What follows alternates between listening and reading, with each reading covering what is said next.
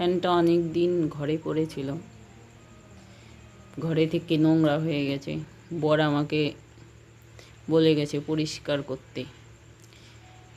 আমি নাকি সারাদিন বাড়িতে ফোন দেখি, কোনো কাজ টাজ করি না, তাই এই কাজটা আমাকে দিয়ে গেছে।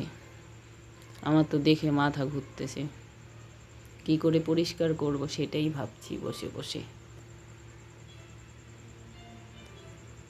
পেয়ে গেছি একটা বুদ্ধি, জানি না এটা দিয়ে পরিষ্কার হবে কি না, দেখি।